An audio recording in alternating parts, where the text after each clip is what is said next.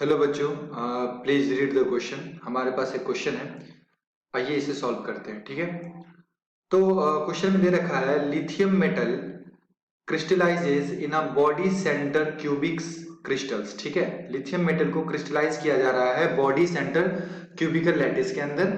If the length of the sides of the unit cell of lithium is 351 picometer. ठीक है, तो जो भी हमारे पास जिस यूनिट सेल के अंदर इसको डाला गया है लिथियम को, उसका जो यूनिट सेल का लेंथ है, एज लेंथ है, वो अपने को दे रखा है 351 picometer. The atomic radius of the lithium will be. तो आपसे पूछा जा रहा है कि लिथियम का एटॉमिक रेडियस क्या होगा, यानी कि जो रेडियस ऑफ एटम है, ये आपसे पूछा जा रहा है क्वेश्चन के अंदर। ठीक है जी, तो आइए इस क्वेश्चन को सॉल्व करते हैं। तो बच्चों, अगर मैं बात करूं इस क्वेश्चन की की कॉन्सेप्ट, ठीक है, तो ये क्वेश्चन आया है आपका टाइप्स ऑफ क्रिस्टलाइन लैटिस। ठीक है, टाइप्स ऑफ क्रिस्टलाइन या क्रिस्टलाइन लैटिस। ठीक है जी, टाइप्स ऑफ क्रिस्टलाइन लैटिस से ये क्वेश्चन आया। क्वेश्चन में हमको दे रखा है कि बॉडी सेंटर क्यूब के अंदर लिथियम मेटल आया। तो देखो बीसीसी होता क्या, बॉडी सेंटर क्यूबिक सेल। ठीक है, बॉडी सेंटर क्यूबिक सेल। और बच्चों बॉडी सेंटर क्यूबिक सेल का कुछ इस तरह से होता है डायग्राम। ठीक है, हमारे पास एक क्यूब होते हैं और इस क्यूब के अंदर, ठीक है जी, एटम्स प्रेजेंट होते हैं। ठीक है, और क्यूब्स के अंदर कहां पे एटम्स होते हैं बच्चों? एटम्स होते हैं कॉर्नर पे।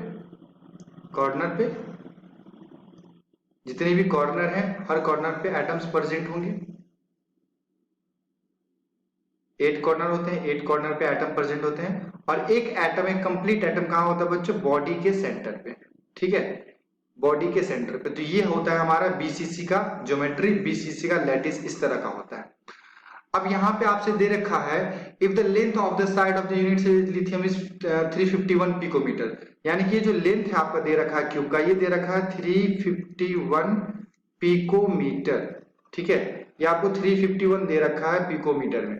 ठीक है, पिकोमीटर ये आपको दे रखा है। आपसे पूछा जा रहा है कि बताइए जो हमारे पास लिथियम एटम है, इसका रेडियस क्या होगा?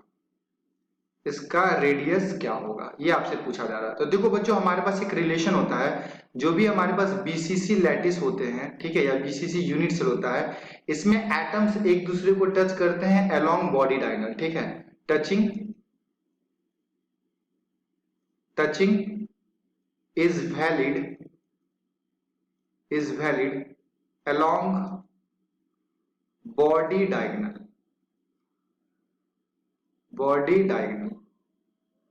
ठीक है बच्चों, तो कहां होता है? बॉडी डायगोनल के अलोंग क्या होता है? यहाँ पे आपका टचिंग होता है, यानी कि जो एटम्स होते हैं, जैसे ये कॉर्नर वाला एटम है, तो ये कॉर्नर वाले एटम इस सेंटर वाले एटम को टच करेगा, और ये सेंटर वाले एटम ये नीचे वाले सेंटर वाले कॉर्नर वाले के एटम को टच करेगा। ठीक है, तो ये कॉर्नर, ऊपर वाला कॉर्नर सेंटर को टच करेगा, और फिर ये नीचे वाले को टच करेगा। तो देखो हमारे पास यहाँ से एक टचिंग कंडीशन आता है, और ये टचिंग कंडीशन क्या होता है बच्चों? देखो यहाँ पे कंप्लीट एटम है ना जी, यहाँ पे कंप्लीट एटम, तो इसका कुछ ना कुछ रेडियस होगा। तो एक रेडियस इसका, यहाँ पे भी एक एटम रखा है, तो यहाँ पे इसका 2 रेडियस लिया जाता है, और नीचे कॉर्नर में भी एक एटम है, तो इसका 1 रेडियस लिया जाएगा।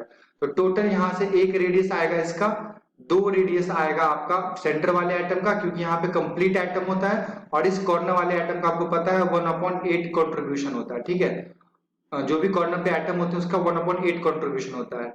तो ये इसका एक हाफ रेडियस आएगा, इसका कंप्लीट रेडियस आएगा, और इसका 1 रेडियस आएगा नीचे वाले एटम का।